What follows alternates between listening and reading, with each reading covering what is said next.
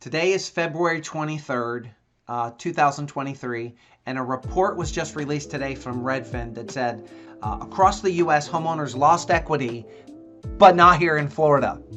Let's talk about that really quick. So a recent Redfin report revealed a lot of pretty amazing information about our housing market over the last year, and it's definitely not what I hear people saying every day in this market.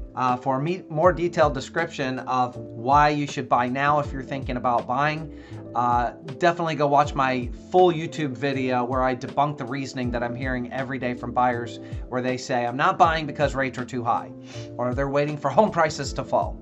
So let's talk about what that report that was just released says about home prices and equity in the U.S. today. To summarize the report, Americans lost an average of about 4.9% of their home equity since June of 2022. So over the last 6 months, even 7 months, 8 months, they're saying that we've lost 4.9% of equity in that short period of time across the U.S.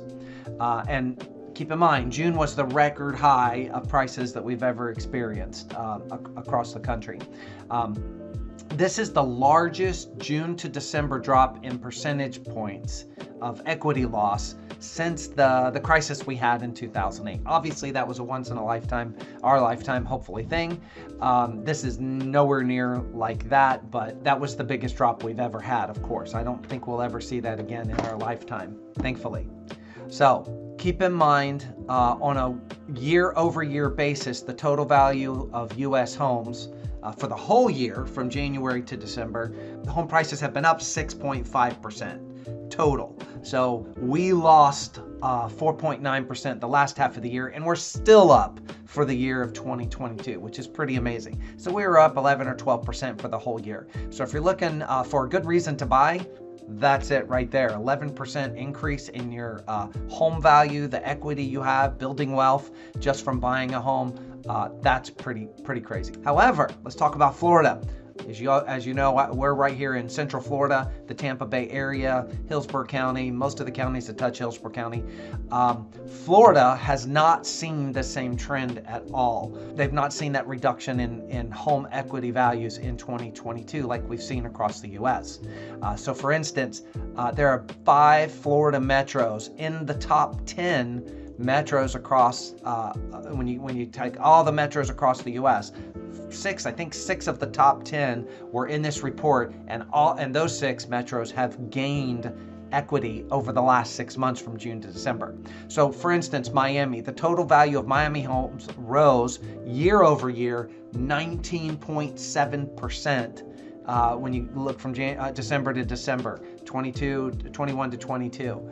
While U.S. cities overall lost 4.9% in equity, Miami saw little change over that June to December period. So all these other home prices are coming down across the U.S. Miami stayed the same. They're at their high. So that 19% equity that they saw rise in that area, they pretty much held stable from June until now. That's pretty crazy. And that's what I've been telling people. Here in Florida, we're pretty insulated against this current market that we've seen. We've lost a little depending on where you live, but it's not a widespread issue. Northport, Sarasota is up currently 17.8%. Lakeland, Florida, up 16.9%. Jacksonville, Florida, up 15.9%. Here in the Tampa Bay area, we're up 15.5%. So again, of the top 10 equity earner metro areas in the country, Florida had 6 of those top 10 spots, and definitely the largest annual home gains in percentage terms, even though we had a big hurricane last year a lot of people haven't even talked about, that caused billions of dollars in damage and displaced a lot of our Florida homeowners here in November of 2022. So the Florida housing market is being sustained. Why is this happening? It's being sustained by these people that are moving in from the north, mostly from New York and New Jersey, which is what I've been telling people for about 2 years now. And more recently, we're seeing a big trend of people coming in from the West Coast over in California. So a lot of people from the West Coast of the U.S. are starting to move to Florida now because they're seeing these. I keep telling people this too. Florida is the new California. And people go, oh, really? Maybe it is. this report is said exactly that. The trend now is that people are moving from the West Coast to Florida, not just people from New Jersey and New York. Pretty amazing stuff. Why are they moving to Florida? Mainly because we have very affordable homes compared to where they're from, and no state income tax here in Florida, which we love.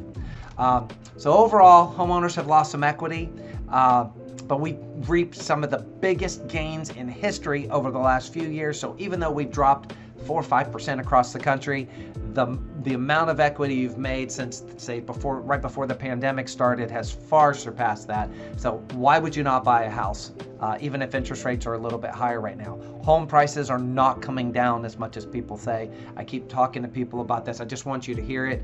And not only is it just me, your local real estate expert who's done this for 25 years, telling you that. Now this is a major company that a lot of industry experts look to for advice and for reporting on the state of the country, real estate term-wise, and this report released today just kind of proves that. So real quick, just to wrap it up, give you a couple quick more tips or thoughts, ideas that came out of this report. Here's some really interesting things. Suburbs compared to urban areas year over year, the total value of homes in American suburbs rose 6% through December, while the value of urban homes only went up 2.5%. So that tells us people are putting more value in suburban areas compared to the metro urban areas. Rural homes, which is a very small portion of our market overall, rural homes like farmland out in the country, what we'd say real country, they also did better than big cities. The total home value increase in rural areas rose 8.5% year over year through December. The total value of all U.S. homes by millennials that are owned by millennials rose 26.7% as of the third quarter, which is as far as they've reported on so far. Generation X, they've seen an increase up to about 18.4% in their homes, and baby boomers, their homes rose up to about 12.9%. The silent generation, I'm not even sure what that is, I'll have to look that up, experienced a decrease down 6.7%. I'm not sure what those numbers tell us, but that's a very interesting set of stats that this report tells us. Home values in the higher risk places like weather damage prone areas, homes that, for instance, high storm risk areas, they saw little change compared to areas that are not in high risk areas. So people don't really care if there's natural disasters that happen all the time. They still want to live where they want to live. So that's pretty interesting. Flood risk homes were up 8.1% compared to low flood risk homes, which were only up 5.5%. Maybe that tells us people want to be closer to the water, which is why they're moving to Florida more. Got it? Heat risk homes, like the desert areas, they were up 7.3% compared to low heat risk homes, which were only up 1.9%. I'm guessing that's because people prefer warmer climates than hotter climates, which is why they're moving to Florida more. Okay, guys, that's all I have. Just a quick market update for you. I thought that was very interesting news. Hit us up if there's anything we can ever do for you.